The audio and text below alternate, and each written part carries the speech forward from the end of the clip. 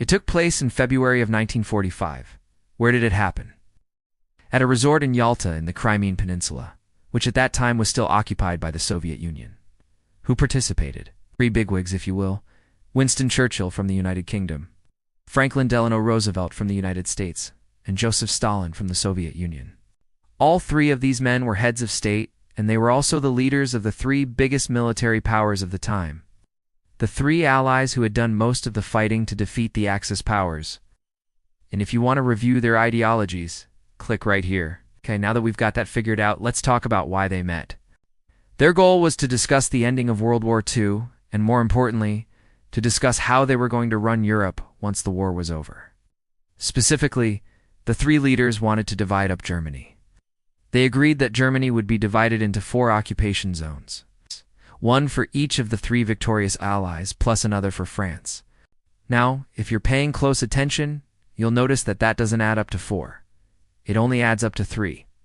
But hey, de Gaulle, the French leader wanted in on the action, and the other 3 leaders couldn't say no to poor little France. Also, the 3 powers agreed that Germany would be demilitarized and that there would be a war crimes tribunal to prosecute those Germans who were responsible for the worst atrocities of the war. They also discussed the formation of the United Nations.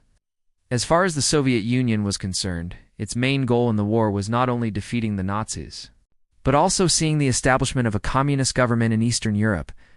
And the way Stalin saw it, the best way to ensure that outcome was to keep those countries under the influence of the Soviet Union. So the Big Three agreed that Poland would be moved westward, granting the Soviets additional territory in the process. Then the remaining countries of Eastern Europe would be temporarily occupied by the Soviet Union until they could hold free elections.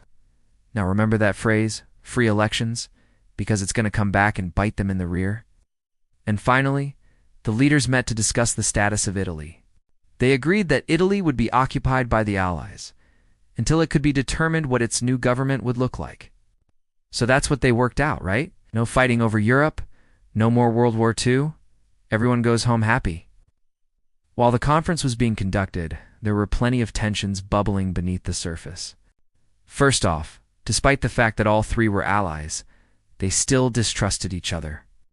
Each leader was suspicious of the other 2 and their intentions. Remember, even though they fought together, they were still fighting on whose side was communism a good idea. And that suspicion is one reason why the 3 leaders never met in person. They always met separately or with a small group of advisors. Another source of tension was the fact that the United States and the Soviet Union each wanted to influence the other's government. The Soviets wanted the U.S. to adopt some of its communist policies, and the Americans wanted the Soviets to adopt some of its capitalist policies. But perhaps the greatest source of tension at Yalta was over the future of Eastern Europe. Remember, the Soviets wanted to keep Eastern Europe under their thumb, and the other 2 were okay with that.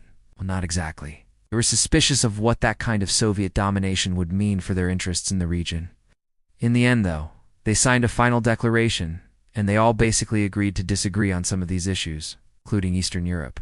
But that disagreement would grow into one of the greatest sources of conflict in the second half of the 20th century. In fact, you might know it as the Cold War.